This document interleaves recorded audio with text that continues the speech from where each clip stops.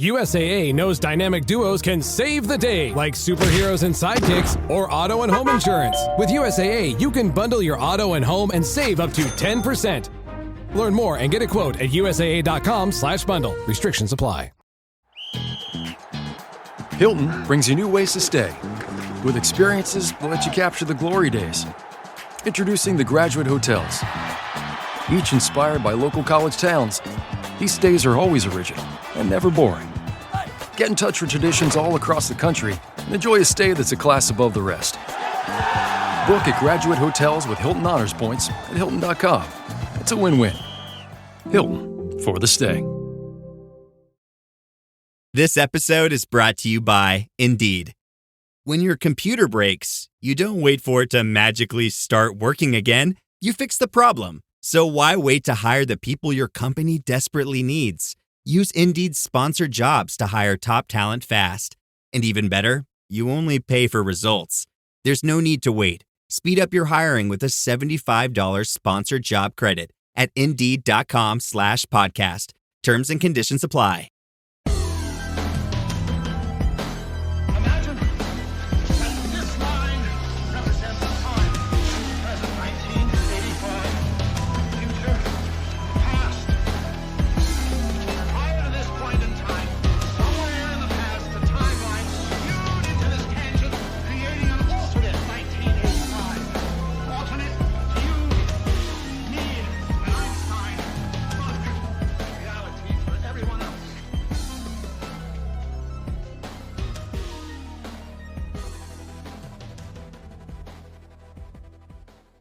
Welcome back to Infinite Rabbit Hole, everybody. I'm your most important host, Jake, and I'm joined today in the studio. Well, not my studio, but their own specific studios in their own specific states and parts of the country.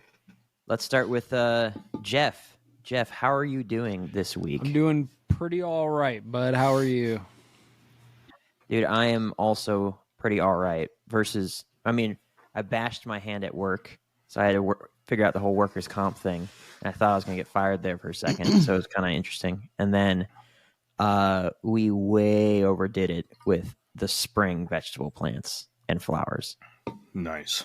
Yeah, so we had a lot of work to do yesterday. And I ripped out a tree in our front yard. So nice. I worked 40 hours and then did some pressure washing per the usual. Played some Minecraft on the side, you know. Oh, yeah. There you go. Nothing extraordinary. Oh, Crystal made nothing to shake. Crystal made two different kinds of tacos 2 nights in a row, so that was glorious. Nice. That's awesome. Tacos are always good. And then we are also joined by Mr. Jeremizzle. Ooh. How are you doing, Jeremizzle? I'm good. I got to change that. Decoding reality may be postponed just slightly, but I'll announce that at a later date. All right. I got something cool to announce.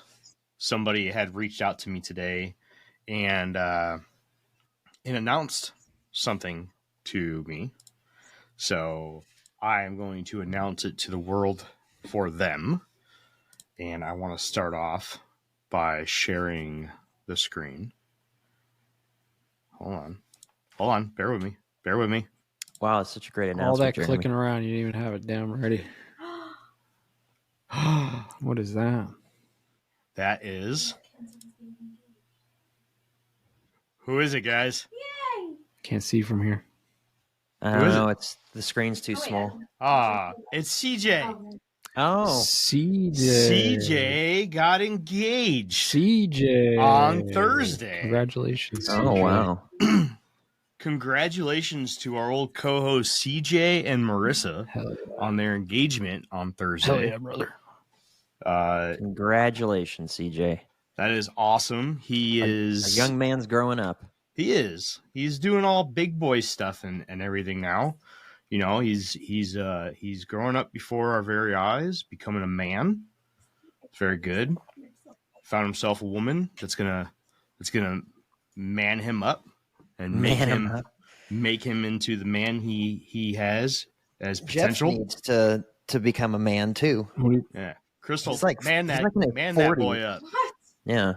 Man him up. Man him up, Crystal. This guy's in his 40s. He needs to grow up Not already. in his 40s. Well, he looks like No, he it. doesn't. He's driving with, there's driving with the brakes on, but this guy is driving with the e-brake on. He's got them crazy city miles. He's like blowing off pieces of his body in his car while he's going down the road, fucking rims falling off and stuff. Anyways, so congratulations to CJ and Marissa. They're not in the chat tonight, but I did tell CJ that I was going to announce that. They're not in the chat tonight. I take it back. They are I'm not. not happy for you guys. Yeah. Bullshit. I'm happy for you guys. So CJ, when this episode does come out, congratulations. I hope you guys, the very best, have a happy life together. And when's the You wedding? should be celebrating this by watching the Infinite Rabbit Hole live on Twitch and YouTube. You fucks. So Infinite Rabbit Hole is gonna have to crash that wedding. That's gonna be cool. That'd be fun. We're going to get in there and we're going to drink up all the booze. Not if I have to fly there. You can take a bus up to Pennsylvania. Come on. You can also hitchhike. Use that thumb, sir. Yeah, use them lips. Look at them things. Got them duck lips. Use You those got them gifts. camel lips, bro. How'd you get all the way across the country? My lips. Flapping my camel lips at anyone who gave me the time of day. Little lip service. Not the That's ones right. on my face either. Old Lippy Jeff right here. Old Jeffy, the lippy guy. Yeah. Old Jeff lip Camel Jeff. Lips Fernandez. Anyways, Don't invite him to your wedding. He'll use them lips on everyone. Hear that, CJ? Watch out. Don't invite old Lippy Fernandez. I'm gonna go get married again just to invite him. All right. Jeff, do you feel singled out? not really. This is a standard practice on the show for the last 4 years for me. Bullying. Yeah. He Uh, gets on the show to get bullied. Yep. he doesn't even get paid for this. Nope. He just Yeah. sits there and takes it Yep. like a champ. Free bullying. What an honor, He even put a couch in his studio just so he can get comfortable for it. Yeah, it's much easier to take a beating on a couch, Yeah, it is.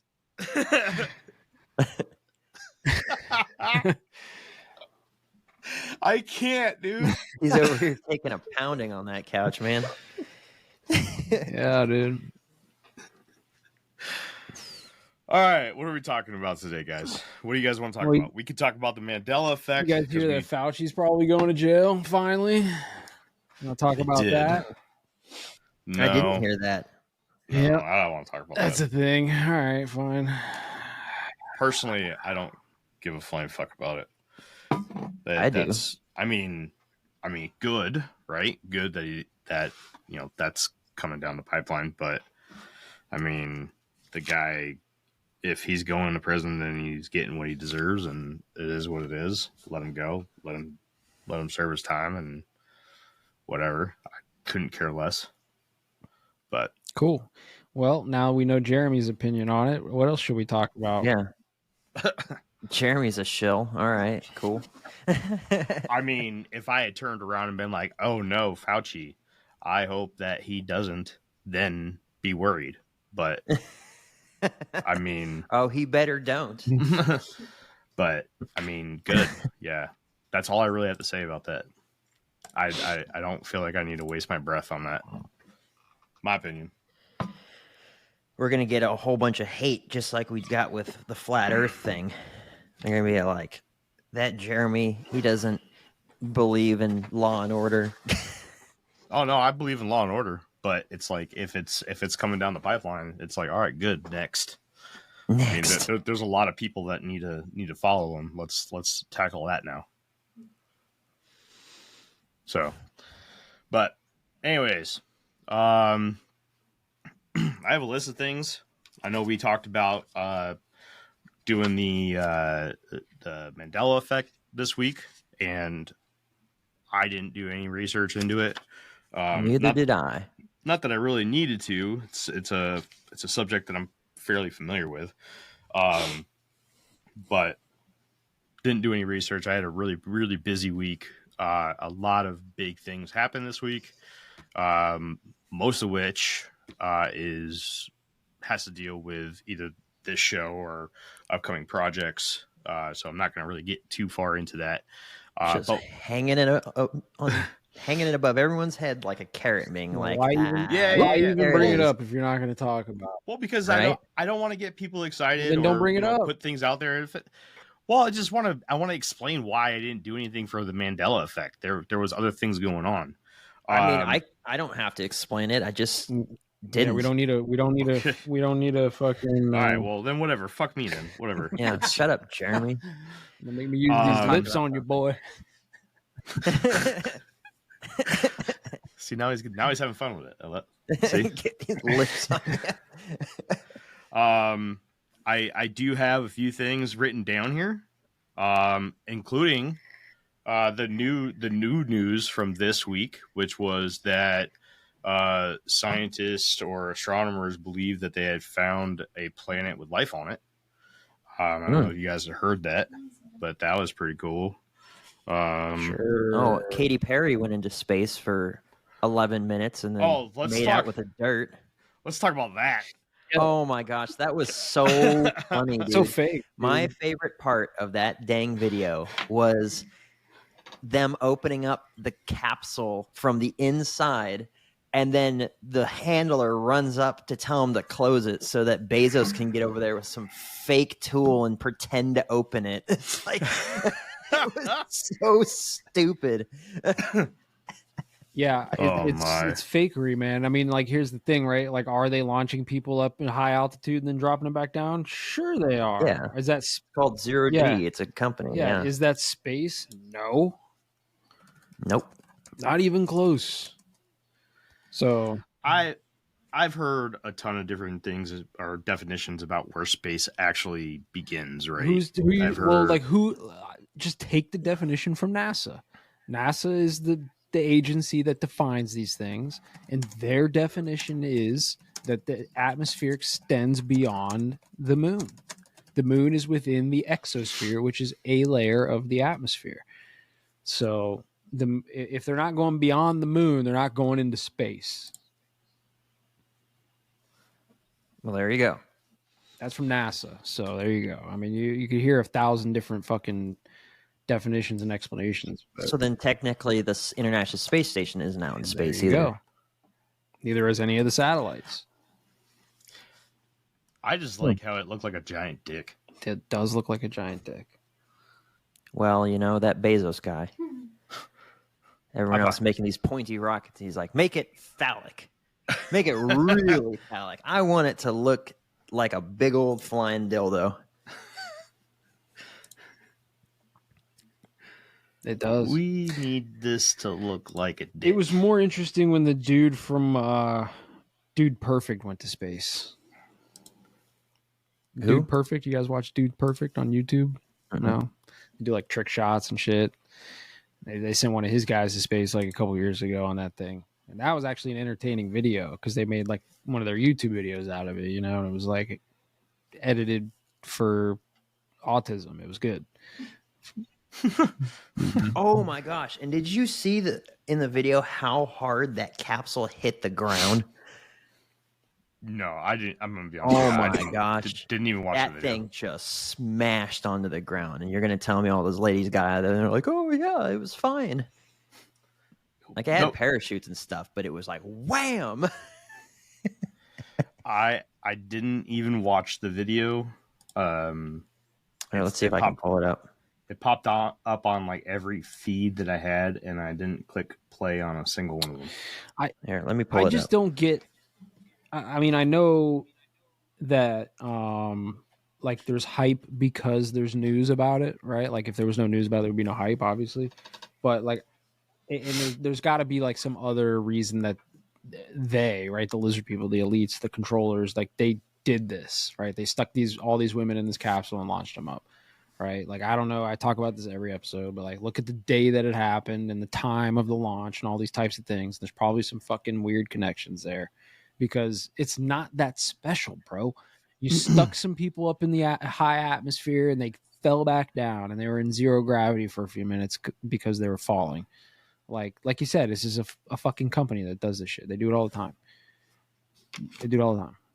This is just not at a plane. It's in a capsule, right? They just drop this capsule out of the sky and it's like, oh, okay. I saw all female crew goes to space. I was like, okay, cool. Click the article. Then I saw the list of names and saw Katy Perry's name, and I was like, instantly didn't care. And I was like, just exited out of it and ignored every post about it. Who else was on there? There was a few other people. Who? Oprah's girlfriend? I Oprah's don't. girlfriend. I didn't. Oprah's a recognize any other lesbian? name. People thought she was for a really long time because she always did everything with Gayle King. So is it not really her girlfriend? No one really knows. Oh, okay, here we go. You got to see how hard this thing hits the ground here.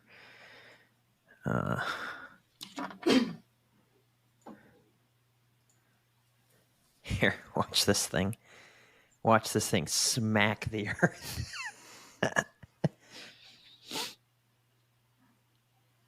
This was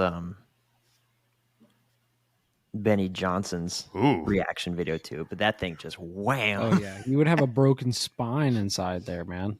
Your hips would be all And then fucking jacked. of course, there they all are. And then of course, they like There goes the dick. Just there it goes. Let's see. Where is it? Oh yeah, here it is. So here's when they opened up the door themselves, and then this lady comes running up. She's like, no, close the door so that then Bezos can walk up with this fake tool in his hand and pretend to open the door again. What a bunch of freaking nerds, dude. wow, look at that, huh? That's crazy. Man. Yeah, I don't know, man. Oh, look. Oh, he got it open. Oh, thank goodness. It's like that video or that poster in the Navy, Jake, of that girl who's using Look, the there they are opening up. She's like, oh no, stop. Okay, cool. Now you can open it up, Jeff. there was a poster that was in the Navy work centers in naval aviation where there was like a girl that was using a screwdriver where she should have been using a wrench or something like that. It was pretty funny. Crystal just told me that Bezos's fiance was also on in the capsule on the rocket. Definitely fake. Bro. You think Bezos would risk putting his own fiance on a fucking rocket, dude?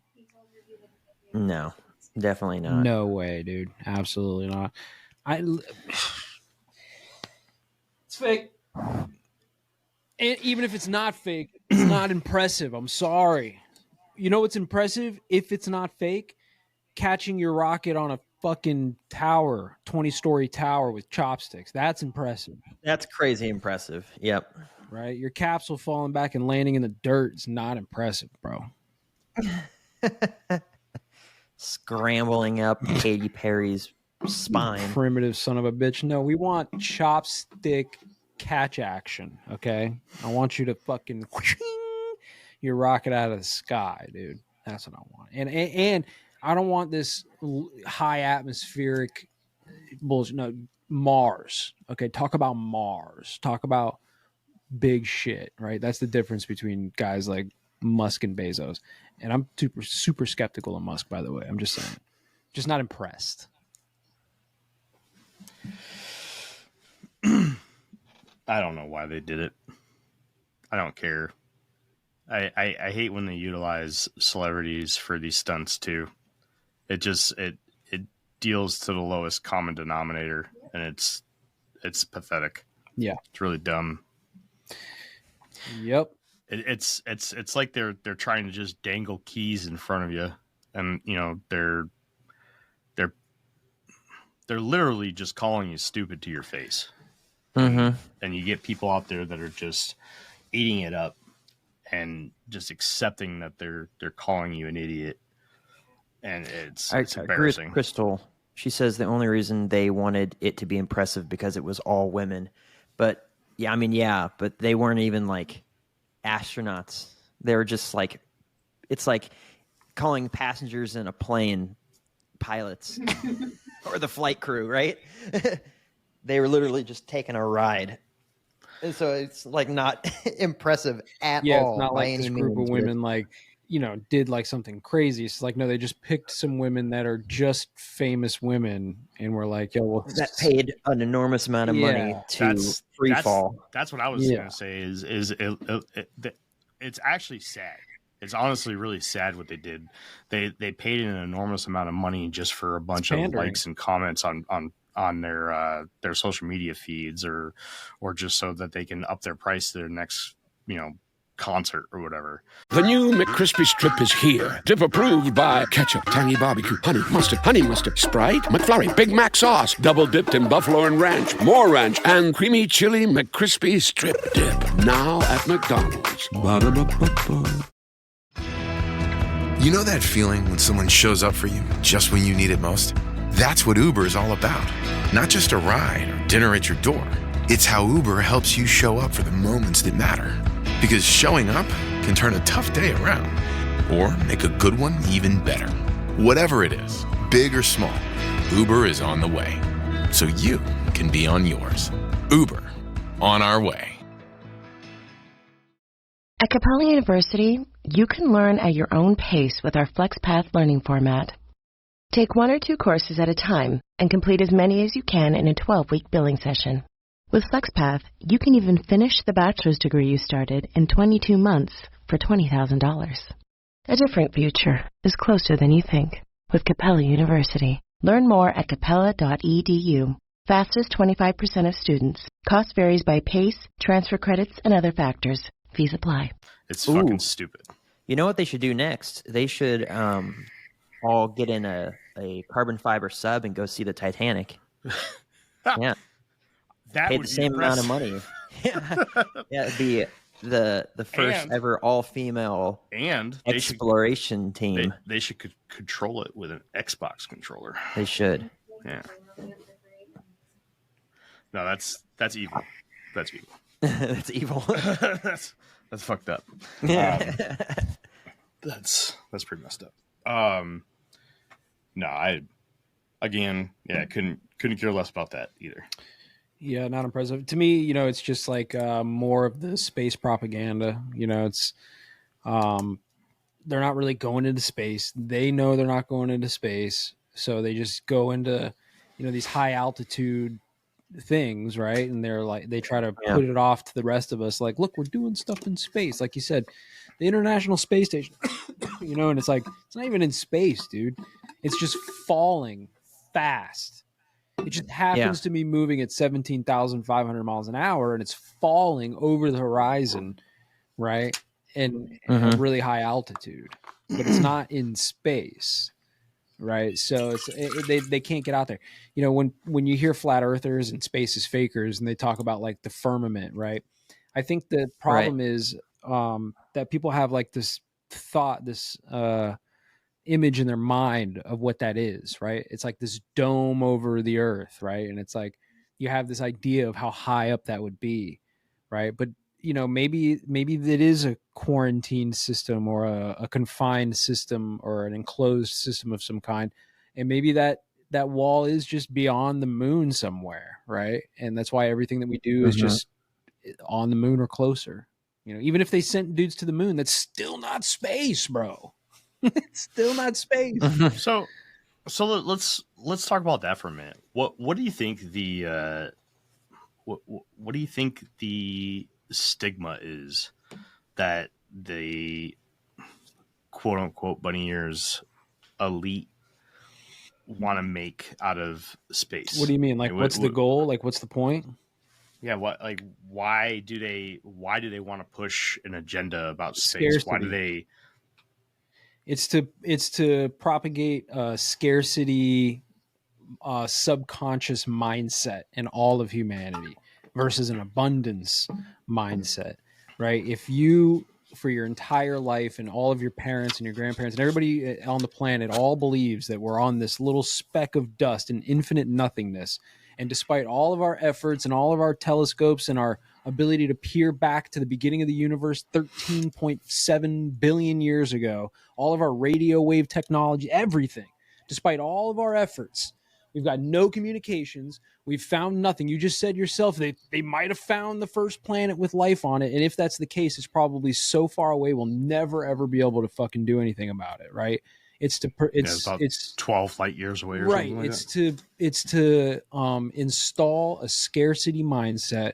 We will forever in our subconscious minds be fighting over resources, be fighting over land. There's not enough of this. There's too many of that. And that's the whole point, I think. Because remember, I always say these are interdimensional psychic vampires. They're feeding off of your negative energy. And if you're just constantly, even when you're not thinking about it, just the way our society is structured is based off of a scarcity mindset. That's why like things that are rare are valuable. This is why gold is valuable, because it's scarce, right? Like everything is structured off scarcity. So these interdimensional psychic vampires are just feeding off of that constantly. I wanted to make a comment on your episode the other day. I didn't get to catch all of your conversation with Creamer about why gold was so valuable. I have a theory about that. I don't know if you guys ever got to it. What did you guys end up landing on there, by the way? Why gold is valuable? Yeah. Well, basically, it's valuable because it's hard to come by. It's not that it's necessarily rare, like there's not a lot of it. It's just hard to produce. It's hard to mine, right? So the cost of acquiring it and getting it out of the ground and sifting through and like creating actual usable gold is so high. So it makes the valuable of the end product high, right? So this is why every time the price of gold rockets, like it is right now, gold stocks, like companies that mine gold, skyrocket, and they mine more gold because there's more profit in the thing that they're getting out of the ground, right? So it's not really scarcity. It's like perceived scarcity, but that's the whole point of space too. It's just perceived scarcity. So I have a theory about gold. I've thought about this before in the past. So there's been a lot of theories about like the ancients, specifically about like ancient Egypt's, about like ancient Sumerians, light bulbs and batteries and electricity and stuff. Well, that's why gold's used in electronics. Right. It's because it's a superconductor, and it doesn't tarnish. And it doesn't tarnish, exactly. So it doesn't tarnish. It doesn't corrode. Not like silver and copper, I believe, are better conductors than gold is, but the problem with those is that they do tarnish, they do corrode, they do end up going bad. Where gold doesn't, it lasts longer. It is a softer metal, right? So it could bend, it could warp, but in the long run, it'll last you pretty much forever. Yeah, and you can't create more gold. Like you can't use alchemy to create gold in the same way that you could create other metals. There is a utility for it, but the utility, like, it's extremely lightweight too, by the way. And the utility that you're talking about, like for electronics and things like that, like that's estimated to be like a small percentage of the market cap of gold. Like if you took that away, especially with like new advancements in technology now, like it's not really that important, right? It's really a store of value because it doesn't degrade. You could bury it in 1,000 years, you can dig it up and it's still gold. Right. And I think that our obsession with it now as a society stems from our obsession from it back in ancient times, right? Because there used to be a real value to it other than it just looks good on my finger or around my neck, right? There used to be an actual value to it, a mechanical or electrical value to it, something that actually meant something in somebody's actual life or to society. What's that term? What is it? Planned obsolescence? Is that what you call it? Yeah. Where things are planned to go bad, right? It's basically the opposite of that. Right. It's a hedge. Right. Where something that was made of gold, where it was technological, right? And now, the as time is going by, you start seeing that science and archaeology are starting to combine more, and we're starting to get more and more people comfortable with the idea that technology was a thing, and these ancient civilizations that were once legend and lore are starting to become something where people are starting to believe that this could be a reality, where people like Jeff were talking about the Younger Dryas effect or event as something that happened. Right now, you have people coming out and saying that, well, the Younger Dryas potentially could have happened, or an event similar to that could have happened and reset humanity, eliminating all the technology on the planet. Something like an impact so strong, such as the Younger Dryas, which would have brought all the oceans under the crust of the Earth up to the surface, which would have caused a great flood, also would have caused something along the lines of an EMP that may or may not have spread across the entire planet, right? Think of it like a nuclear bomb. One of the side effects is an EMP, electromagnetic pulse, which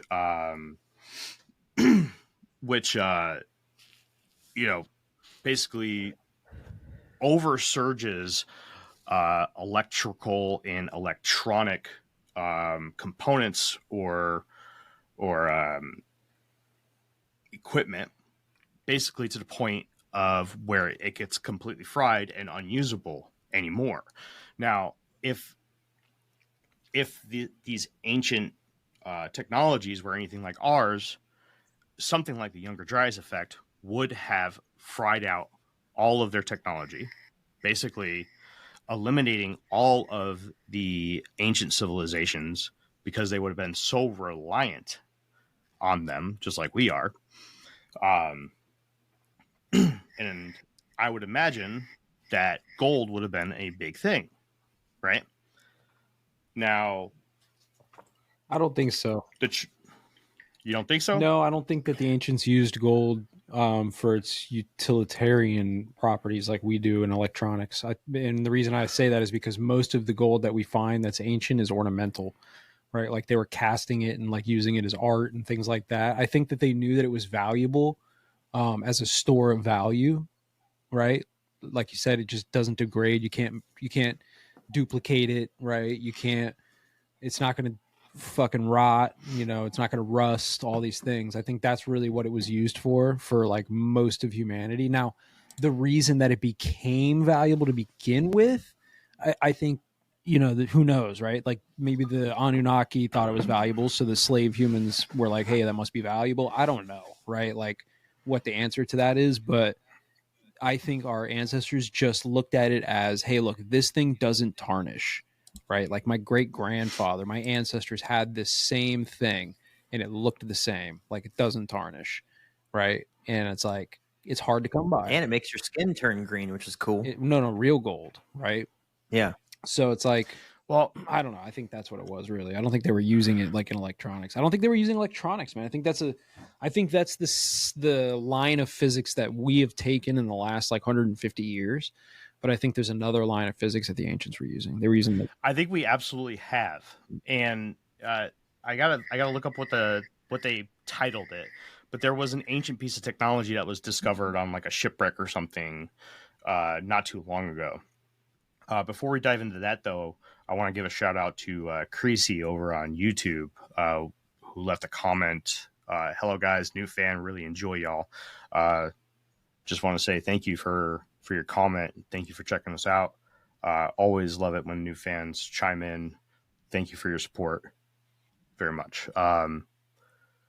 But are you familiar with what I'm talking about, Jeff? Jake? Depends on, I don't know. There's a lot of shit that gets found. So what do you? Hold on. I'm gonna Google this real quick. Fill in the dead space real quick. I mean, basically, I don't know. Like, what were we talking about before the gold thing? Like, what brought us to the gold thing? This right here. This thing. I don't know how to freaking pronounce this thing. It's Antikythera mechanism. Oh, it's the computer that they found on a fucking ship. Yeah, but that's mechanical. It's not electronic. They've done like 3D scans of it and stuff. It's a mechanical computer. Hold that thing up on the screen. I want to see what it looks like. It's not like a computer in the traditional sense. You know, it's doing computing via mechanical, like gears and stuff like that. Like a clock. Right. There you go, like a clock. But the thing that's interesting about that is that the ship and the wreckage that it's found in, apparently, like that, those types of mechanisms, those gearing mechanisms, and that technology isn't even supposed to exist yet, right? So like, right. But it's not like they were using computers, right? Like that's where people get tripped up. But look at this. This is clearly, looks like either a casted. It looks like it's a casted gear. Right. It doesn't. I mean, this doesn't look like it's chiseled out of something. Yeah, I mean, these are straight lines. This looks like it was mechanically made, which means that you had to have had electronics. Not necessarily. They were doing. I mean, dude, they were using mechanical stuff with steam engines and things like. Like you didn't need electricity to do mechanical things. I don't know, man. I don't know. I mean, I think that they were harnessing energy, and like, were they using electricity? Sure, but I don't know that it was the reason that gold was valuable to our ancestors, is what I'm trying to say. What ship was this found on? Was this I don't remember. Like a pirate ship or I think it was like a Greek ship or something, or a Roman ship. I don't know. I just don't think that that's the reason gold is valuable or was valuable to our ancestors. You know, was it used in technologies back then? It could have been. I don't want to argue with you about that because I'm not going to die on that hill. It could have been. I'm for that. You know what I mean? Ancient Greece. Why are they saying it's a computer? Why? All I see is a gear. It doesn't look like a computer to me. So it computed for sure. I know what Jeff is talking about because I also saw something on this. It was, I can't think of what the name of the tool is, but it's like, it's got those rods with the little beads that you slide, and it's like an abacus. Oh, yeah. An abacus. Yeah. Right. It's sort of, it works in a similar fashion to that. Right. It's not necessarily like something that's going to compute in the same way as like a laptop or a desktop is going to compute. Sure. It's going to compute in the same way as something like, where you're counting beads or like you're turning the gears, and it's showing you. They probably also have to have a journal on the side that they're probably doing stuff in at the same time. Like, correct. It's probably a multi-step thing, kind of like, I don't know, firing mortars in this fucking video game, right? You got to fucking look at the map, do the protractor, get the angle, get the trajectory. It's like a 12-step process, but you're computing. It's a computer, but it's a system that's doing this, right? It's like a machine, a mechanical machine that's doing all these things. See, I haven't looked at this in years. I think that the when I first saw this, or the last time I saw this, was probably 3 or 4 years ago. The more coming in hot, like usual. This is why I love this fucking guy. My tools rust overnight from the ocean air. Any proof this thing is old? Nope. That's true. There's no fucking proof. True. You're absolutely right, my friend. That's true. That's true. Yeah. I love this fucking guy. Yeah, the more. Missed you, man. Missed you. We haven't had him chime in a while. He's been on he's almost on every week. I see him, I feel like. No, good call out. I like it. Because it's fair. But we like to It's a ask fair the point to question. make. Sometimes we like to play devil's advocate, bro. We like to ask it Mhm. as if we're a normie and just entertain the situation. No, I personally think that the reason why gold is valuable, though, isn't necessarily just because of aesthetics. I think that there has to be some sort of something behind it. It's got to be some sort of utility.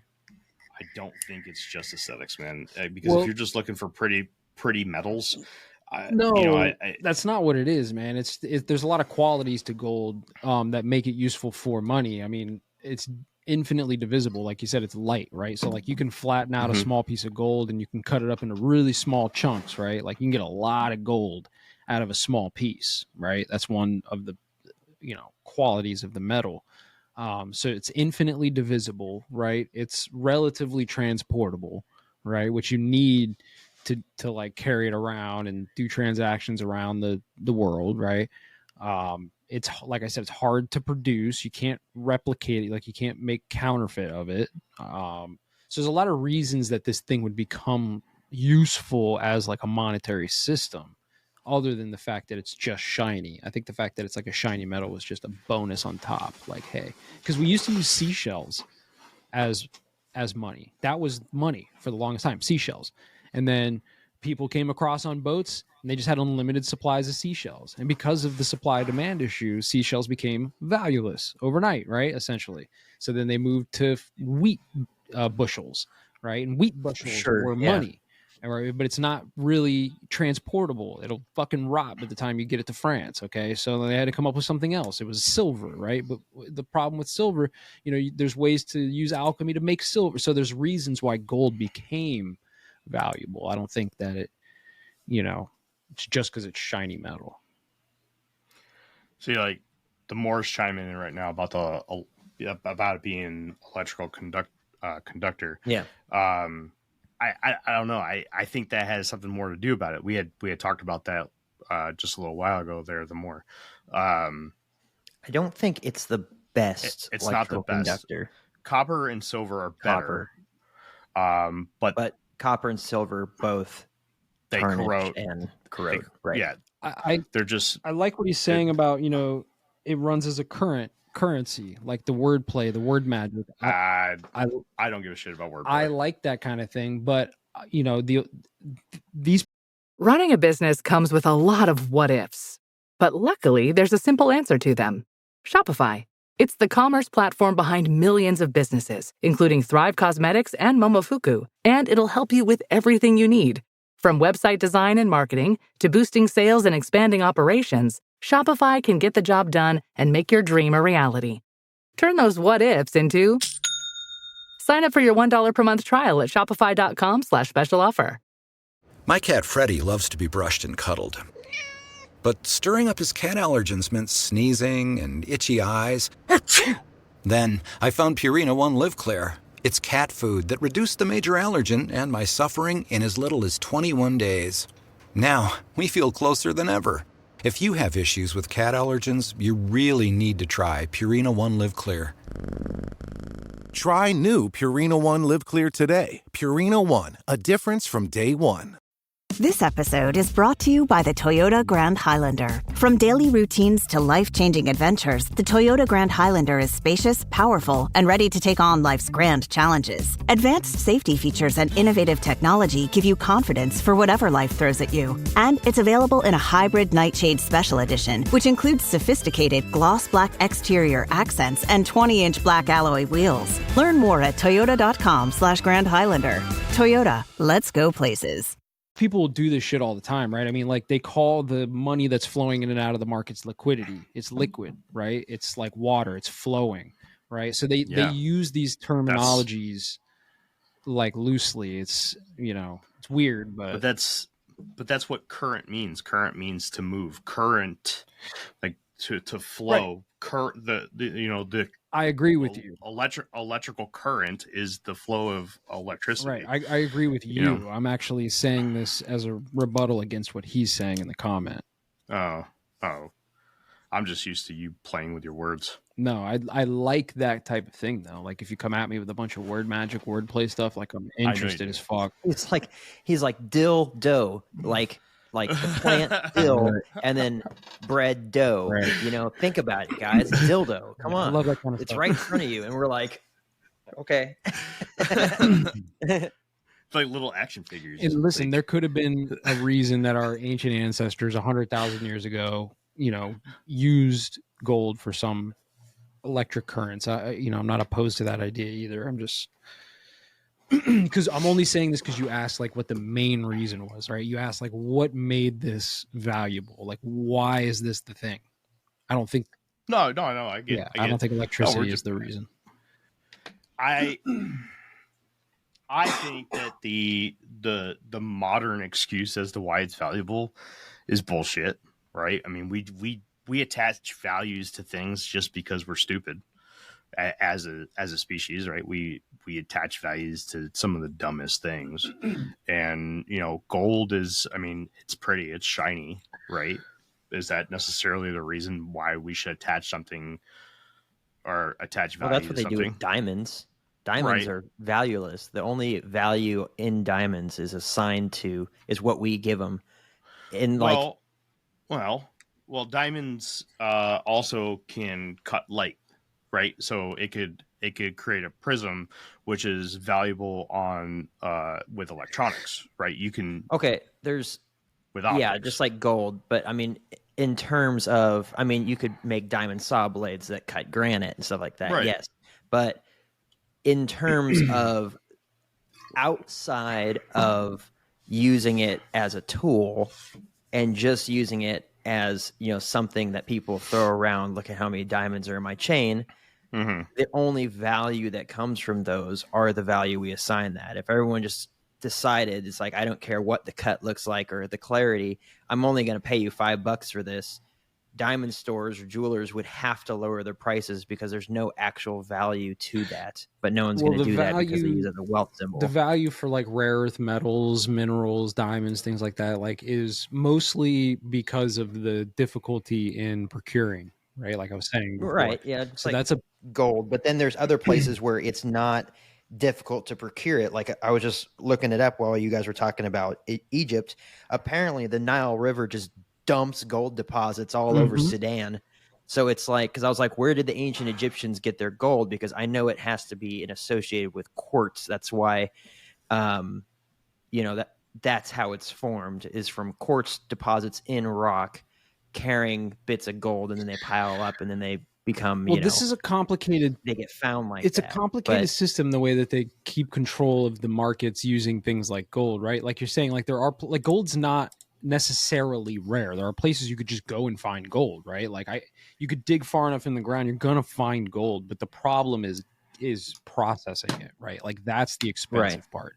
And not only that, but then you have every government in the world has like pretty strict laws on mining, right? And mining for rare earth minerals and gold especially, right? Now I would say that that's a conspiracy, there's a conspiracy behind that, right? Like they don't want to give permits out for it.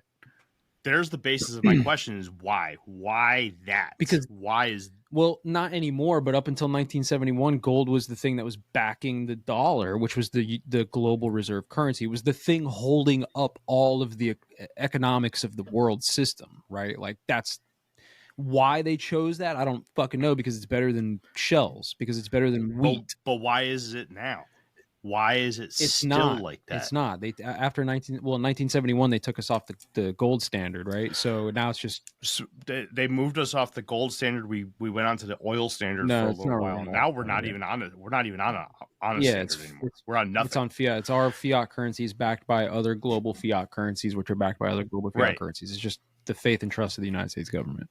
It's bullshit. Correct. Yeah. That sucks. But why is there still all the restrictions on mining for minerals and metals? I'd say for the last few years, at least, it's been climate initiative driven. I think a lot of it has just been because these climate fucking freaks are like, don't touch the earth, right? You got those type of people. But I think Trump's honestly like pulling that back, and we're going to start digging shit out of the ground again.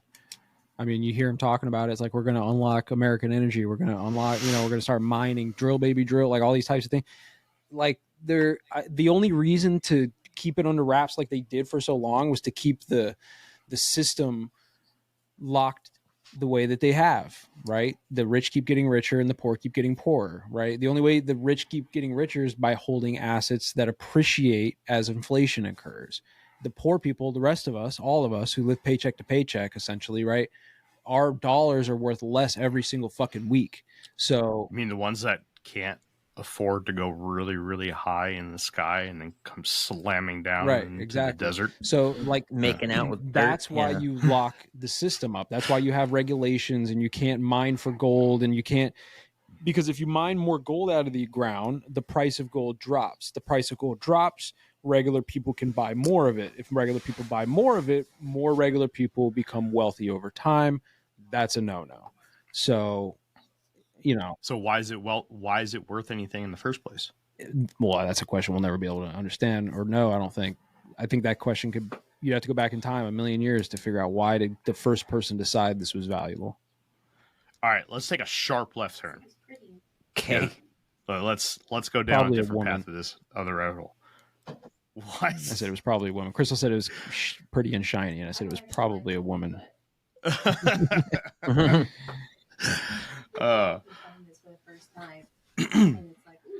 A woman cave woman told the caveman, "Bring me one of these shiny gold rocks, and I'll give you some poon nanny later." And that was the first time that there was true value assigned to gold. And then there was war. Yeah, then there was war. So, Jake. Yeah. I heard something. It's false. All right, moving on. No, I definitely know that's the route that you're going to go down on this particular question. Okay, what is it? Aliens? No, but it has to do with the Bible. Okay. And I'm asking this just because this is your side of the board, right? Okay. And I was listening to a podcast. I don't know. I can't remember the name of the podcast. I can't tell you who the guest was. I can't tell you who the host was. I don't remember. But I listened to it this week. I could go back in my thing, but I'm not going to right now. There was an interesting theory about time and how time could potentially loop. Okay. Now, the guest on this podcast specifically mentions the Bible. Okay. Now you can guess that the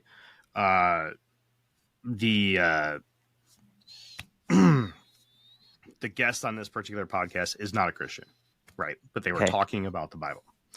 That's probably way out of context. Then that's good. Oh, probably, and that's why I kind of want to bring this up to you because I'm not a Christian, right? So, but you are. You're very familiar with the text and everything, and I just want to kind of see if there could be anything here and what your thoughts are about it. So what he said is that the Bible does a really good job at being a history book, at telling you things that happened in the past about legitimate things, even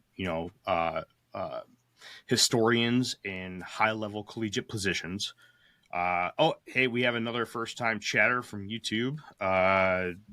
Their name is simply just here. It says, "Hey fellers, we've been listening to you all week. Thanks here. Appreciate you." Thank you. Appreciate it. Go ahead and highlight. There you go. Thank you for who's we? Oh, here is the name. You and the feds? Yeah. That dark van that's been out front all week long, staring at me. So they were talking about how the Bible is a really good history book, and it describes things that historically actually happened. Yep. Okay. And I was interested in that part because like I said, I never read the Bible. I don't really know what it says. And that there are things in the Bible that's supposed to happen in the future. And how there's even some things that are potentially happening right now that's in the Bible. And He says that there's a misconception that it's actually prophecy, meaning that it's basically to people that aren't Christian. This would be future telling, right? Yep. Where what it is in his definition, the guest on the show, it is basically what the Bible is a written book that has survived the looping of time. So it's one of the most accurate historical texts because it has survived through the time's loop. So you can take it and it is accurate, but it's not accurate because it's God's word. It's accurate because it is a accurate historical text of events that will happen because time loops. So let me put it to you this way. So they say God is this infinite being that is outside of the realm of time. So he sees the beginning, the present, the end, all at any point, all the time. So when it comes to prophecy, the reason why these people are so good at telling the future isn't because, they're predicting it or whatever it is. It's because God is telling people, prophets who do prophecy. The thing about prophecy in the Bible is that if you claim to have spoken for God and you were wrong, you deserve to be killed for it. Like, it was a big deal.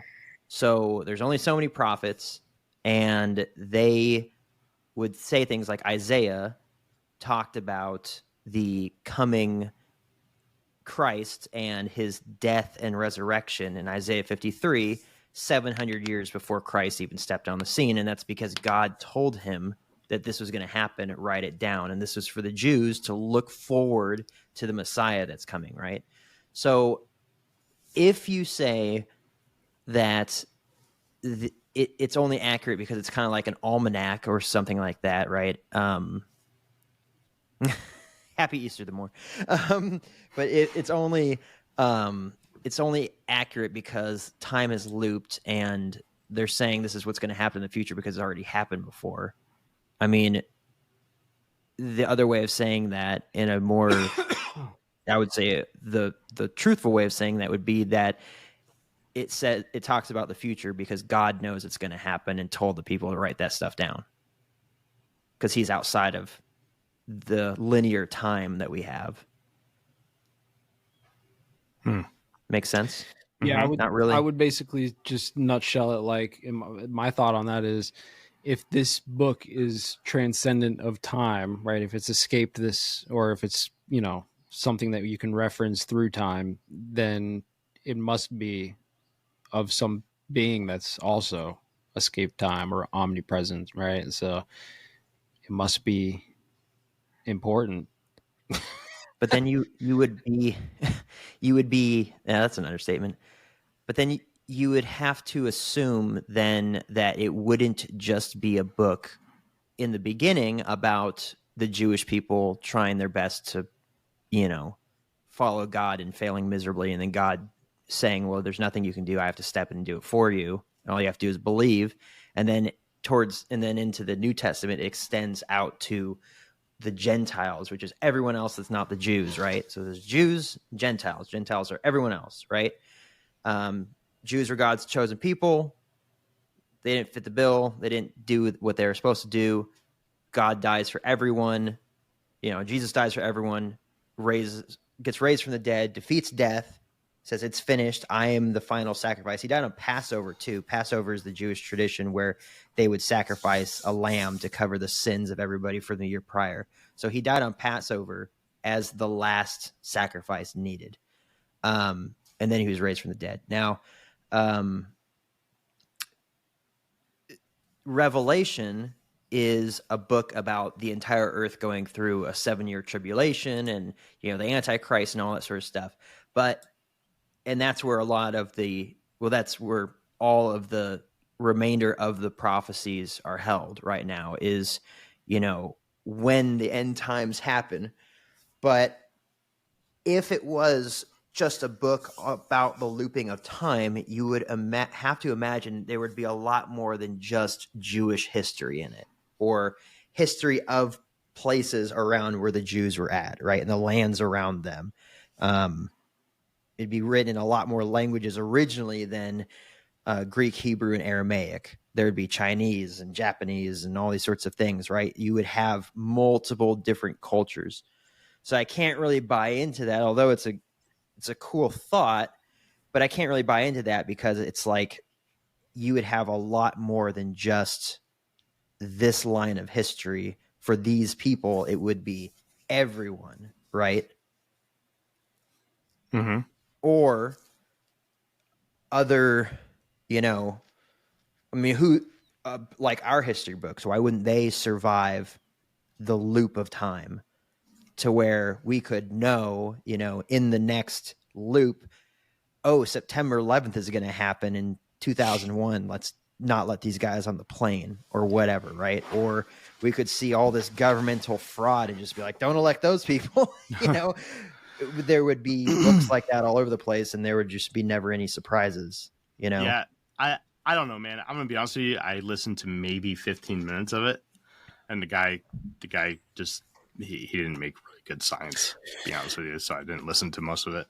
It's certainly an interesting thought, and I definitely agree with him that the Bible, in historical context, if you took all the God stuff out, all of the miracles, took Jesus out of it, all that sort of stuff, and you just looked at it as a history book, I mean, even people that aren't Christians, they aren't Jewish, they do sometimes, like archaeologists, will back their findings up into the Bible quite regularly when they do things like, hey, where Sodom and Gomorrah was apparently nuked off the face of the earth, apparently in the spot where they think it's at, there is a insane deposit of round balls of sulfur all over the place. Really?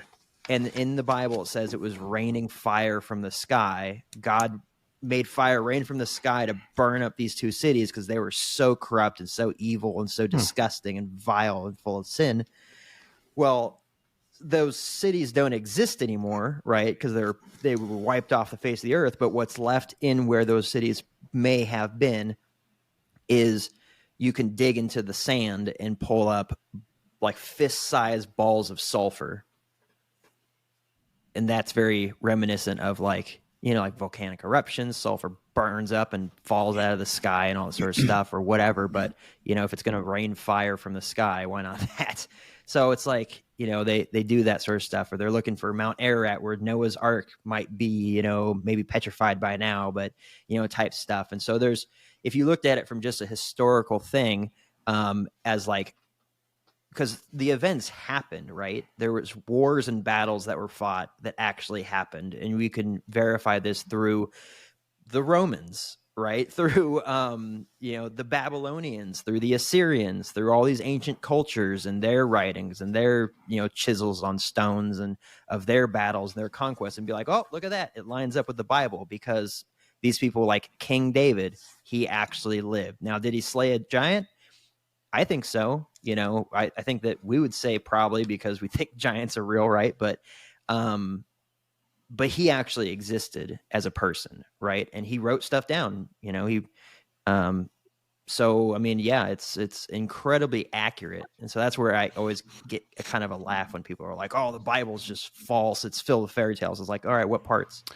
Yeah, I would say, like, especially with people that lived, especially like using the David and Goliath example, right? Like, I would argue, like, I would say, yeah, it probably did happen, right? Like, as a contractor, I don't pay for materials I don't use. So why would I pay for stuff I don't need in my mobile plan? That's why the new MyBiz plan from Verizon Business is so perfect. Now I can choose exactly what I want, and I only pay for what I need.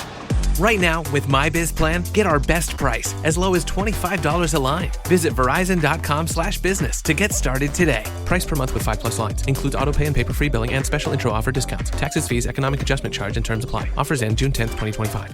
Out here, there's no one way of doing things. No unwritten rules. And no shortage of adventure. Because out here, the only requirement is having fun. Bank of America invites kids 6 to 18 to golf with us. For a limited time, sign them up for a free 1-year membership, giving them access to discounted tee times at thousands of courses. Learn more at bankofamerica.com/golf with us. What would you like the power to do? Bank of America. Restrictions apply. See BofA.com/golf with us for complete details. Copyright 2025 Bank of America Corporation. This message is brought to you by Abercrombie Kids, where the activewear is made for every summer activity, so your mini-me can bring their personal best. Summer days are always an adventure, from day camp to rec leagues and pool days. Abercrombie Kids has the shorts, tees, and swim to keep them comfy and keep up with them. Get everything for the entire summer at Abercrombie Kids. Shop in-store, online, or in the app. Probably was a David probably did exist based off of archaeological evidence, at least that I've seen on the internet, right? And I do believe giants exist, right? Now, do I think that the story is exactly how it happened, right? Do I think that, like, I don't know the whole story word for word, but from my understanding, he used like one of these slingshots, right? And like took the eye out. Apparently, right? Apparently, the slingshots were incredibly accurate. Seen videos, and brutal. I've seen videos on YouTube of dudes using those things, and they're lethal, right? So I'm not saying it's impossible, but I would just say like, hey, maybe like this dude found a way to take this giant out. Maybe it was a group of them. Maybe he got like 10 of his homeboys and they ganged up and they slaughtered this thing. I don't know. But the storybook says it was like him. He's the hero. He took out the giant, right? Like, so that's kind of where I would say. I would say the stories, as all stories are, right? Even when I go fishing, right? I come back and I'm like, oh, I caught one this fucking big, bro, right? But like, it was really like this. So I always think the story's a little but there's definitely like the foundation of the story must be true for it to be, So what I've heard from that story specifically is that Goliath probably had a pituitary gland problem, was probably really big, and when he got hit in the face with that rock, it like ruptured something in his brain that killed him or gave him an aneurysm or something like that, blah, blah, all this sort of stuff. But when you get into what the Bible talks about as far as like his armor and stuff, I think he was wearing something like in the ballpark of 420 pounds of armor. Like his sword was so massive, his shield was so massive, you know, his chest plate was so massive, his helmet, you know, it gives the weights of all these items that Goliath was arming himself and, you know, what he's wearing, right? And what's also interesting about that story is that I heard about this today, and I told Whitney, I was like, you know, what's interesting about that story is that, so David says, you know, I'm not afraid of you. I've God on my side, and I'm going to slay this giant, you know, the Philistine champion. And but instead of taking one stone, he takes 5 smooth stones. Do you know why that is? It's because Goliath had 4 brothers that were equally as big as him. So he brought enough ammo just in case he had to kill all 5 of them. Isn't that interesting? But yeah, it's just like, just kind of an interesting tidbit. But yeah, I mean, super, it's an interesting thought, certainly, that time loops like that. But yeah, I think that there would have to be a lot more other cultural sort of books like the Bible in historical references to be like, hey, this is going to happen. This is going to happen. The Mongols are going to attack, by the way. You know, maybe we'll jump into looping time one day, because that's another concept that's picking up a lot of steam. I like what is it called? Crypto terrestrials, when they're like time travelers. Is that the right? I don't know. Okay, well, I'm gonna be honest with you. I saw like a video the other day and it reminded me. I remember this is like 10 years ago, man. Like there was this floating around, and it was that the time travelers from whatever year, right? 3,000, whatever, far off in the future, right? They go back to ancient Egypt, right? And like the astronauts or the cryptonauts names are like Osiris, Isis, Ra, right? Like all the gods of ancient Egypt. And it's like, that's super fun to me, right? First of all, somebody needs to make like a sick Netflix series about that, right? Like dudes going back in time and like they're the Egyptian gods and they like create the iconography and the symbology and like all the stuff that just like permeates through time and history, enabling them to like, you know, because if you think about it really, man, like not just the Egyptians, but like the ancient Sumerian, all of the ancient cultures, I mean, everything has evolved slowly through time when it comes to like mathematics and the understanding of sciences and these things, to where now we're implementing like Fibonacci sequences and stuff into like microchips, right? To make things work. So it's interesting that if that was the case, if some beings came back in time and like just showed the cultures like basic geometry and stuff, knowing that 10,000 years later, that would evolve into like using geometry to power quantum computers, to power time travel, to keep the cycle repeating itself. You know what I mean? You don't think that if someone went back in time, though, they would just jumpstart the whole process, be like, hey, this is how you make steel? Well, that's what I'm saying.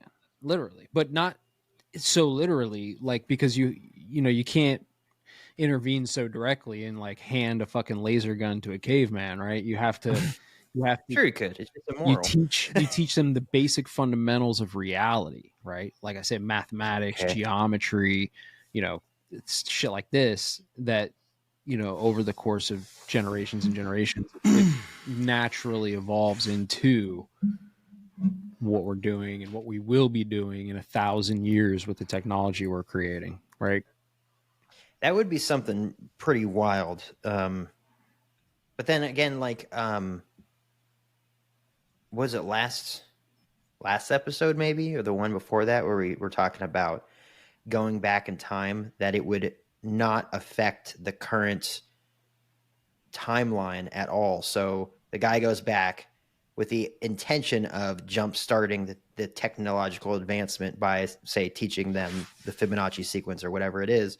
But that then breaks off and turns into its own thing. So the guy gets back to his timeline and nothing's different. Yep.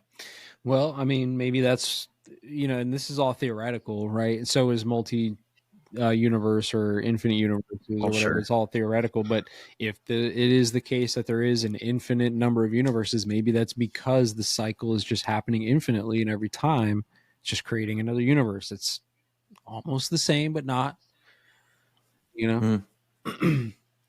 See, Jeremy, I listen. Good. Yeah. Yeah. Yeah, I'm a scientist. Yeah, science. But it is interesting too when you think about like the Nazis in World War II and like the symbols that they were using and the occult stuff that they were trying to dig up, right?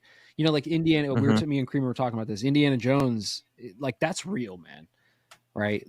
The Nazis were like going out into the world and they were like scavenging and grave robbing. Yeah, like grave robbing the, you know, ancient sites and stuff like this, right? They were going to Tibet and grabbing scrolls, all this stuff, right? So it's like, and they were using the same like iconography, like the eagles with the arms spread, right? Looking like that thing, like that's a Roman symbol, right? And like some of these things just kind of permeate through time, and we use the same symbols now, right? And it's just like, that's just one tiny example in an infinite sea of examples, but it's interesting to me. So the Moore just brought up another thing that I think we talked about this last week, the last 100 years. I think it was like it was like 1910 to 2010 or something like that, where we went from the Model T to drones on Mars or something like that, right? Yeah. And it's just the amount of technology in 100 years was just absolutely incredible. It's mind blowing what 100 years does.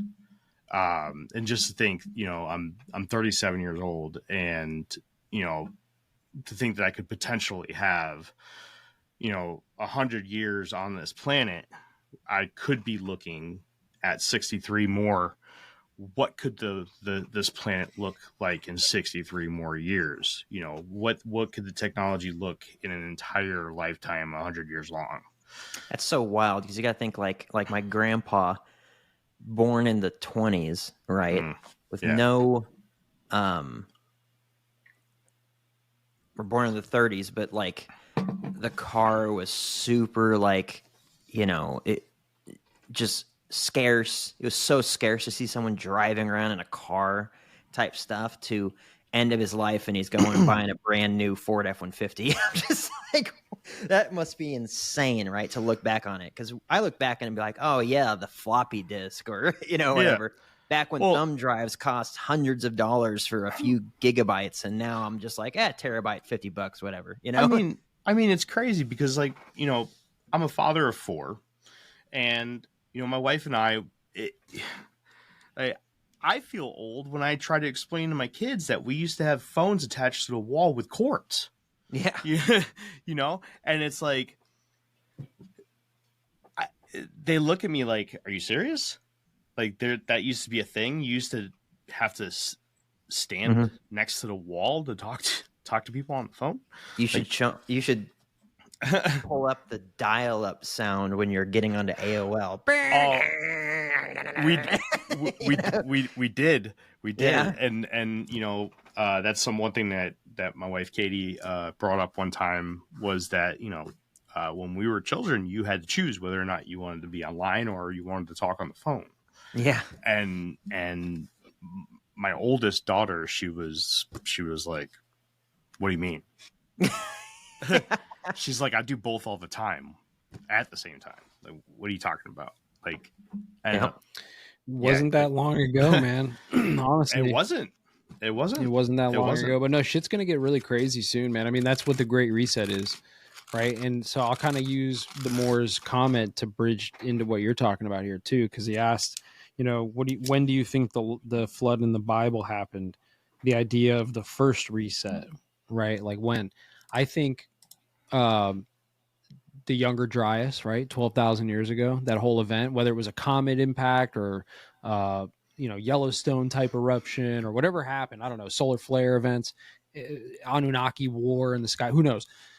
Something happened for sure. And like that caused mass melting of the ice sheets, and rain probably for 40 days and 40 nights, flooded everything, the whole nine, right? The whole thing happened. And that was a reset.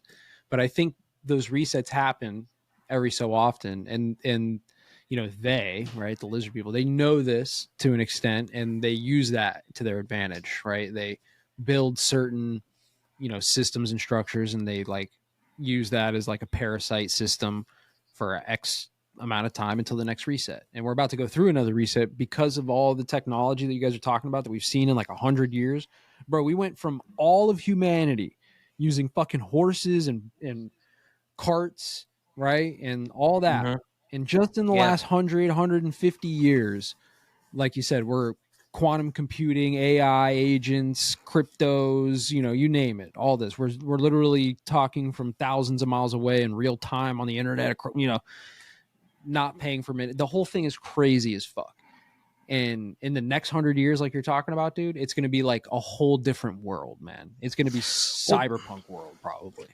This is, you know, I love talking about this stuff because I recently have gone through a lot of ideas on how to upgrade the show, or how to dive into new concepts and new projects to get into.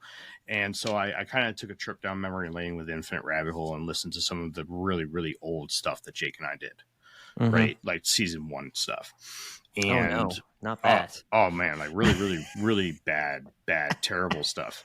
And not that, please, anything but that. And one of the first episodes we did, I had made mention of,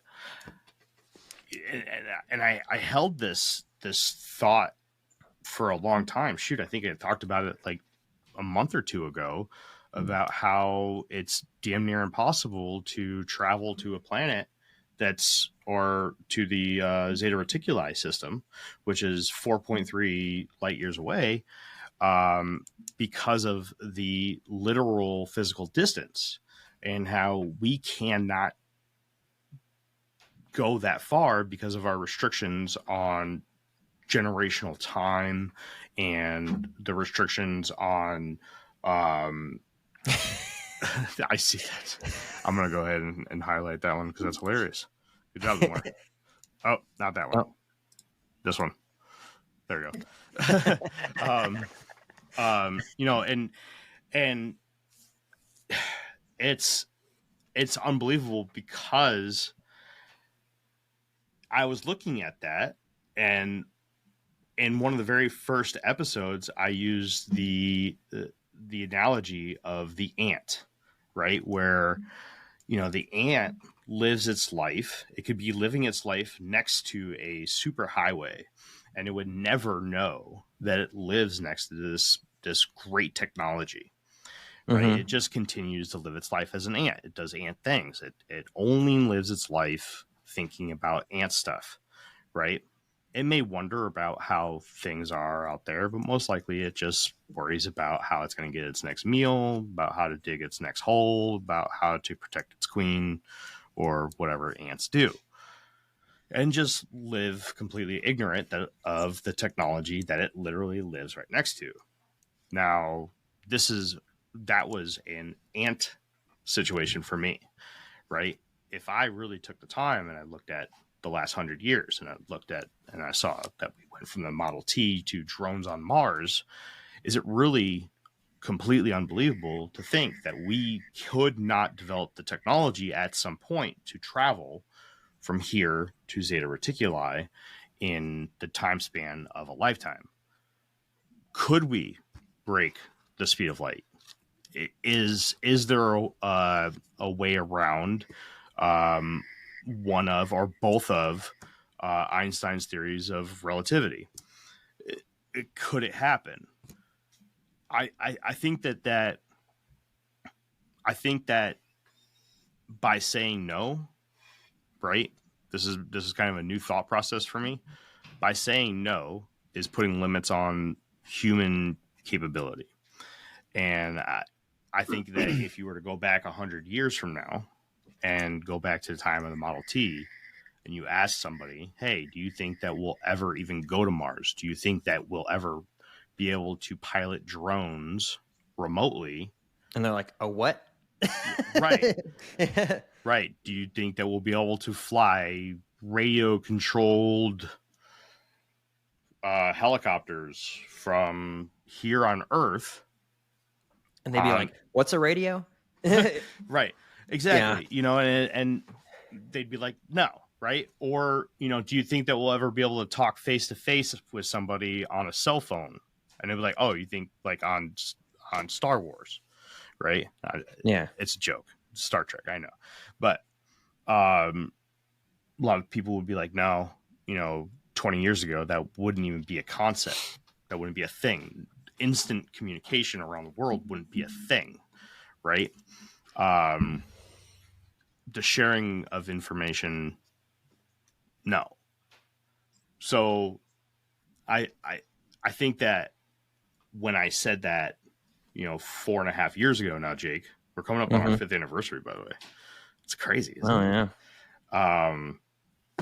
I think that I was limiting our, you know, the human species. And I think that the human species has a wall. I do. And I think that overall, I think we're close to that wall. I think that, you know, there's certain individuals that can break us through, but we have these obstacles in our way, and most of those obstacles are ourselves. And if we could somehow figure out how to get through that I think that, you know, in the terms of technology and capability, I think we're basically limitless. I think we could pretty much do whatever we want. If space is as big as they say it is, if all that is true, I don't necessarily think they would be able to build like a craft that would bring us faster than the speed of light. You know, I don't know enough about physics to know, but I don't feel like that would be the case. I feel like it would be more likely is that we'd figure out some way to like do some quantum entanglement with a particle on zeta reticuli. We'd be able to use that particle as like a drone, you know, and the best we're going to get is like some kind of, you know, like a drone footage, but from a particle, right? That might be like some future technology. Like, hey, we can see now anywhere we want in the universe in real time with quantum vision. Right. Well, we don't have to get anything to the speed of light because a light year is the time it takes light to travel. In a whatever, year. right? In a year. So you could do a quarter of that and make it, you know, so it's 4 light years away. So instead of 4 years, we could do a quarter of that. So now it's, you know, 16 years or whatever it is.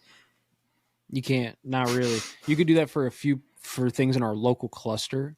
Again, this is all assuming that what they tell us is real, but I think it's bullshit. But in our local cluster, you could do that. But again, everything's expanding away. So if you're not within the local cluster, if you're not moving at near speed of light, you'll never reach things that are expanding away from us once you explore everything in the local cluster.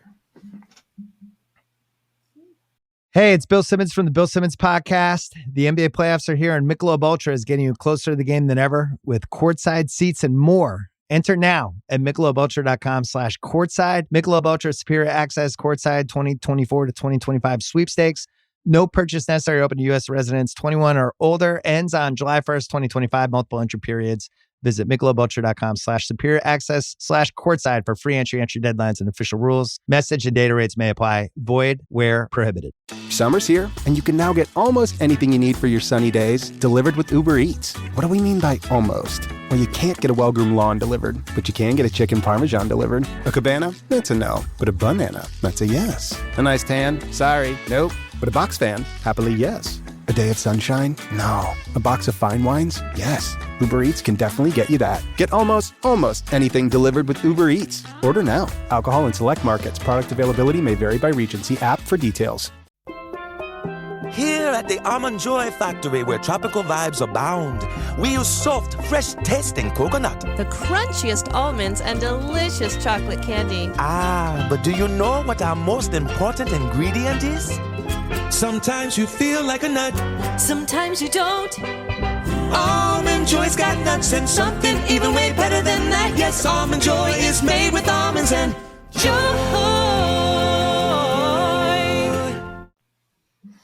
So like you would have to, even if you go light speed, it's not enough. You're fucked. You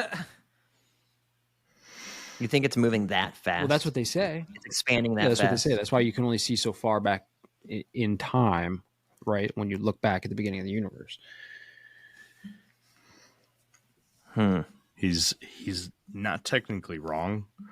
So we'd have to go 4 times the speed of light. You'd have to go faster than the speed of light in order to reach things outside of our local cluster. I'm pretty sure, right?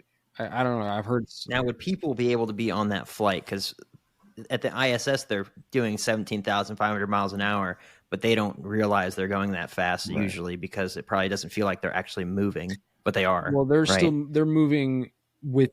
As long as you're not making any abrupt stops or 90-degree turns. Right, yeah. And they're moving within like the they're moving within the ether of the Earth, right? It's right. People would say within the gravity of the Earth, but I'm going to avoid that. I think the Moore says the Milky Way is moving at 2.2 million miles an hour, or so they say. Yeah, that all the numbers they give us is just fucking ridiculous to me. He says that means that we're moving at 2.2 million miles an hour. Laugh out loud. Yeah, we're moving in like 6 different directions, right? We're like orbiting. We're rotating around something that's rotating around something else that's rotating around something else that's expanding away from a center, right? And the constellations don't really change. Now they do change because I've heard this argument. I don't know. I don't want to get into the space is fake debate, bro.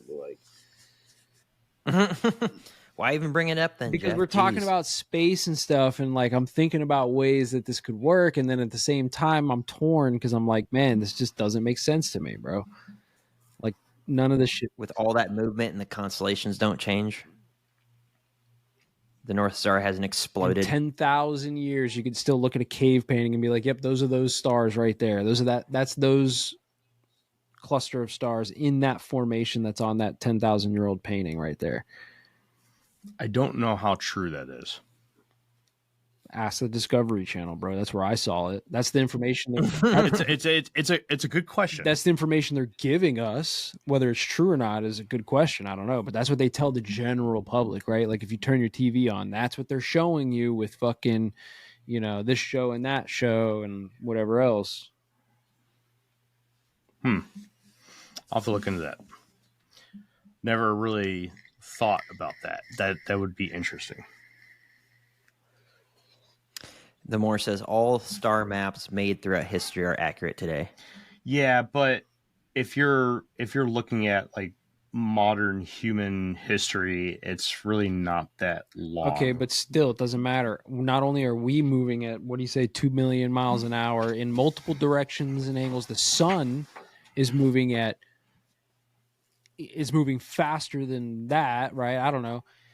Around the galactic core, right? The galactic center of our galaxy. And then the galaxy is expanding away from the universal center, the Big Bang, right? At faster speeds than that. So we're really booking it. And so is everything else, right? So how come all of the stars aren't like just every couple of years, like just drifting and slowly like moving and morphing to different positions because of all right? Why isn't the North Star now the East Star? Right. Well, I mean, if you I get like, yesterday and today, it might not be a big difference, but over the course of, like he said, all star maps in history, bro, going back hundreds of years, thousands of years. And we have like nothing there. There's not like a handful of stars even that have just like completely drifted over here because of the chaotic motions. There's something about this I don't like. And I'm trying to think of the term. There's a term that it's right there. This is what you said about anti-disestablishmentarianism. That's what you said about chemtrails before we got into it. And now look, Florida's putting a bill through that's banning chemtrails. Well, okay. I was saying that naval aircraft are not putting chemtrails into the air. Like the aircraft that I worked on while I was in the Navy did not put chemtrails into the air. There was no way that they were loading up chemicals into these aircraft. That's exactly what they would tell you to say. That's that. Yeah, those you're right. That is probes. Those were actually the sprayers. The PTOTs, what you're supposed to say, brother. It's okay. That's right. It's okay. Right. Bro. The Moore says, didn't the Navy do it in Vietnam? They also did it. No, that was Operation Sea Spray. All right. What about Operation Sea Spray? Aren't we getting into that soon? Yeah, but we should. We should.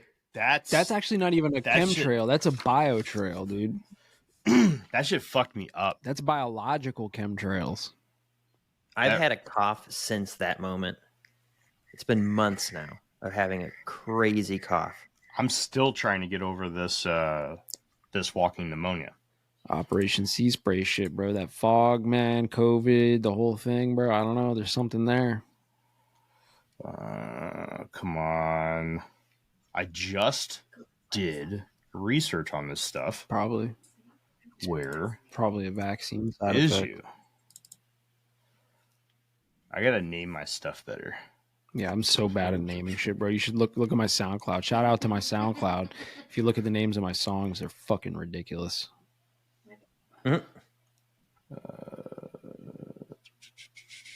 Shameless plug. Yeah, Why's the Sleeper on SoundCloud. Check out Woe is Harambe. Woe is Harambe. Dick's out for Harambe. Yeah, bro. I wrote a song called The Great Reset in like 2018. Fucking ahead of my time, brother. I'm telling you. That's not it. Oh, this has to be it. The Moore wants to know if that's Frank the Bunny behind you. Donnie Darko Jeff. Rabbit. Yeah, bro. No. No, that's some cheap fucking. Where did I get that? Spirit Halloween? Got that from Spirit for our Halloween episode. And I spent like $50 on it.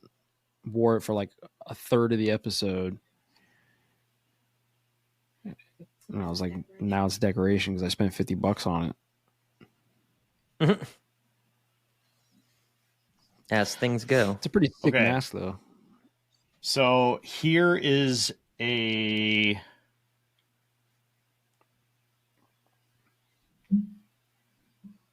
All right, here is a portion of a blog that I was writing for a blog called Are UFOs Extraterrestrial? This segment, or this paragraph, is called Universal Expansion and WMAP. I could read this off real quick. I think this would fit right in to what we were just talking about. You want me to do that? Sure. Throw it out there, bruh. This is more about aging the universe, but this talks about how the universe expands, which kind of mixes in with what Jeff was talking about. All right, so another way that the age of the universe is measured is by measuring the rate of expansion in which the universe is growing. This is done by astronomers utilizing what is referred to as the Hubble constant. The Hubble constant is found by measuring the distance to an object in space and another value known as the recessional velocity, which measures the speed in which the same object appears to be moving away from the observer. These two data points will give you the Hubble constant, or the rate in which the universe is expanding. A common exercise that is performed to help explain this concept utilizes a balloon with a few dots drawn on it. As the balloon expands, the dots grow further and further apart. This is essentially what is happening in our universe. And while you are watching the balloon inflate and the dots move apart, you are watching the expansion of the universe happen on the scale of a balloon. The rate in which the dots are expanding is a representation of the Hubble constant. This, unfortunately, has been proven to be an unreliable method of measuring the expansion of the universe, as the universe is too old. Galaxies and other astral bodies have been bouncing off of each other and shooting each other across space for billions of years. So every object is moving at a non-uniform rate and direction, making the Hubble constant not as reliable as once thought. Now, our astronomers utilize a piece of equipment called the Wilkinson Microwave Anisotropy Probe, or WMAP for short, which measures the cosmic microwave background fluctuations of the universe by measuring its current density, composition, and its expansion rate. With the data found by the WMAP, we have determined that the universe is approximately 13.77 billion years old, plus or minus 0.059 billion years. That's only a 0.4% certainty percentage. WMAP works by practically measuring the expansion in reverse, utilizing the data from the first two data points, density and composition, as well as Einstein's theory of special relativity, back to when the universe had a value of 0 for a size. The time difference between then and now is the measured age of the universe. But of course, there is one issue with this process. This is working off the concept that the universe is flat and has a basically planar shape. But with all of the evidence that we currently have, there is nothing to worry about, as the universe seems to be flat in its basic structure. But even if it weren't, the uncertainty rate doesn't change much. With the low end of our estimation coming from the globular clusters being pretty close to 13 billion years old, and the estimation from WMAP being at 13.77, giving us our high end of the estimation, we can now safely say that our universe is between 13 and 13.77 billion years old, with a comfortable and small uncertainty percentage on either side. With the WMAP, we can also get an estimation of the rough size of the universe, or at least the observable universe, which is 27 billion light years apart. Some current astrophysicists and scientists believe that 90% of the actual universe lies beyond that, which is what Jeff was talking about. That is a ton of space, too much space for humanity to even think about the possibility of traversing such a distance with our current understanding of science and physics, as well as our modern technological advances. So,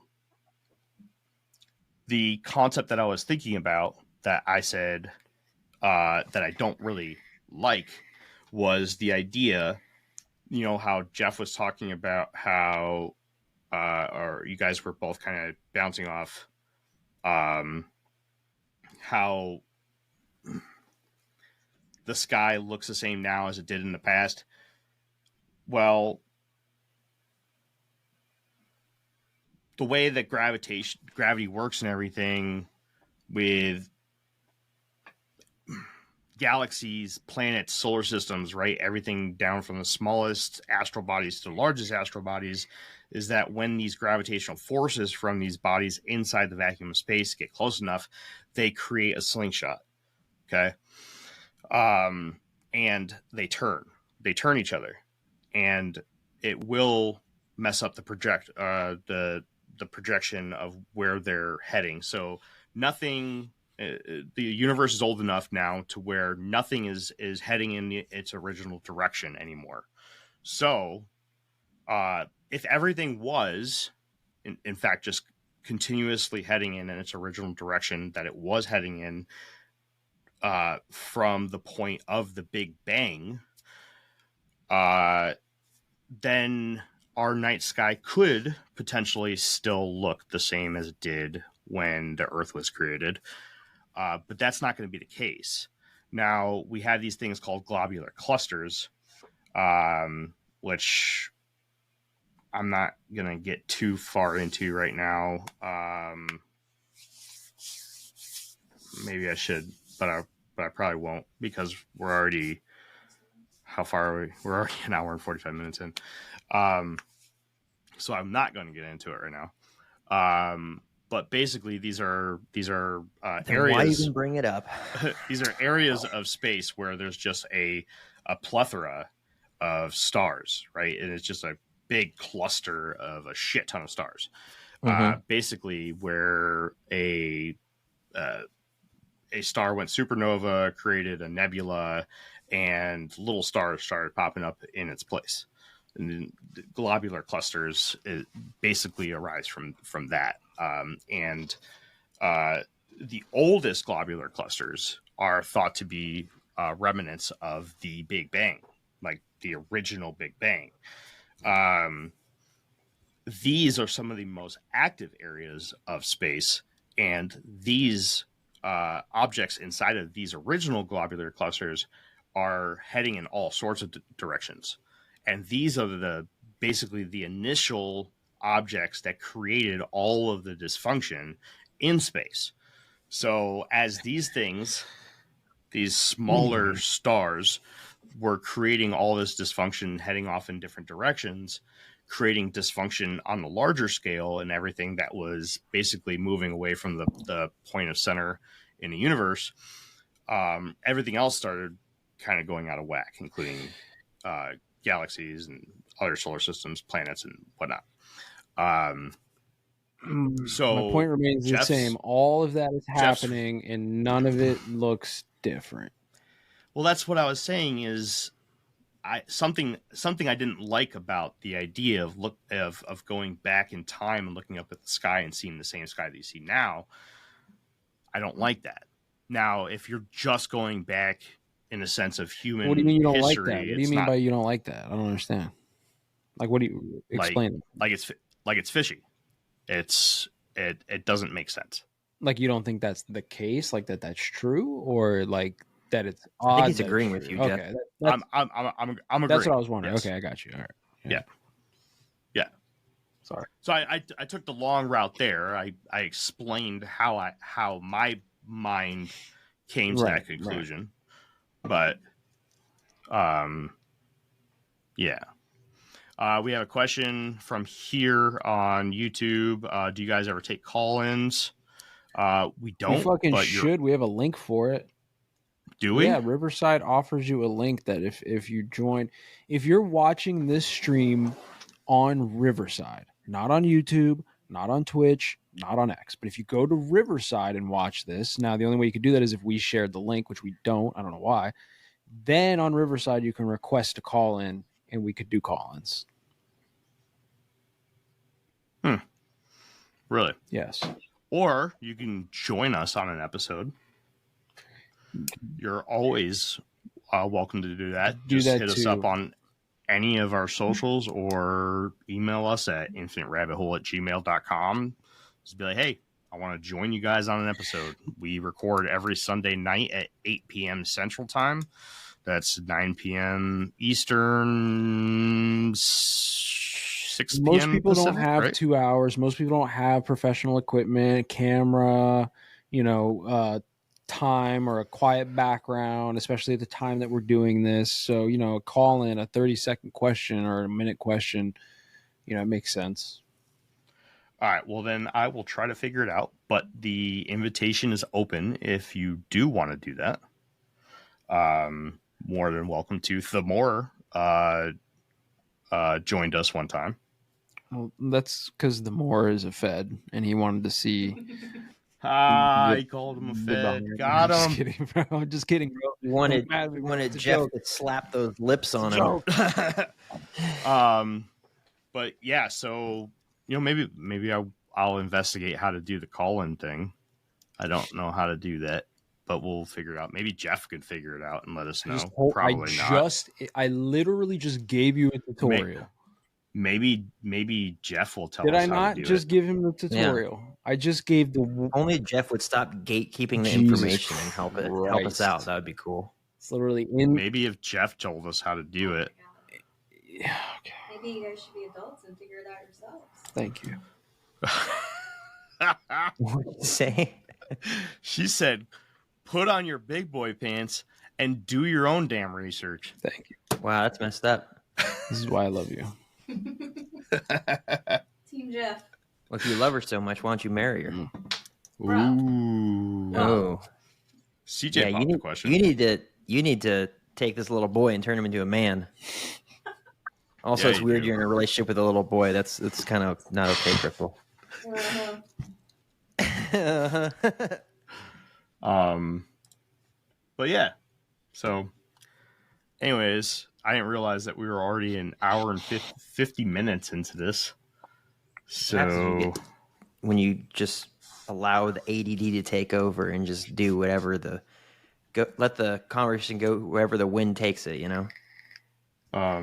Yeah. So, do you guys have any final thoughts? The Moore says wrong agency, Jeff. Wrong agency. Fuck, I knew it, dude. CIA. I threw you off though. See, now you outed yourself. It was I planned it all. I planned it all along. No, I don't have anything else. Final thoughts. Good talk. Stack sats. Stay humble. Question everything. Stack what? What'd you say? If you know, you know. I'm confused. Audit reality. Audit reality. Ooh, I gotta write that down. Audit reality. That's gonna be like a tagline for something. Bam. New podcast, Audit Reality. Got it. Done. All right. Well, thank you to everyone who showed up for another live episode of the Infinite Rabbit Hole. Thank you to our new listeners. We had a couple of them from YouTube today.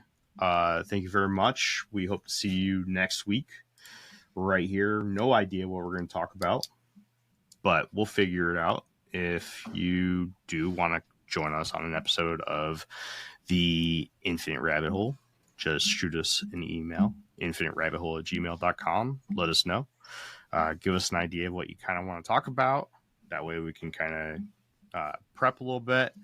And leave us a voicemail. Yeah, go to infiniterabbithole.com. Leave us a voicemail. Hit the little red microphone button in the bottom right-hand side of the screen, and we'll play it at the beginning of our next episode. Until next time, when Jeff doesn't show up for UFO days, we'll see you right here in the next fork in the path of the Infinite Rabbit Hole. Goodbye, everybody. Bye. Bye. I'll be live tomorrow. You will. Be live doing I'll what? be live tomorrow on Shadow Band. Not Tuesday. More said Tuesday. It'll be tomorrow, Monday. Just so you know. Ooh. What time? Live Shadow Band tomorrow. Fucking 7, Everybody. 7-ish Eastern. Okay. He said fucking 7-ish something tomorrow.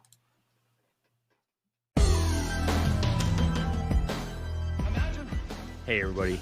Thanks for checking out the Infinite Rabbit Hole podcast. If you're looking for more of our stuff, head on over to infiniterabbithole.com, where you can find links to all the podcast players that we are available on, and even our video platforms such as TikTok and YouTube. While you're there, make sure to check out all the links for our socials and hit that follow so you know when all the new stuff from our podcast comes out. And until next time, travelers, we'll see you right here in the next fork in the path of the Infinite Rabbit Hole. Goodbye.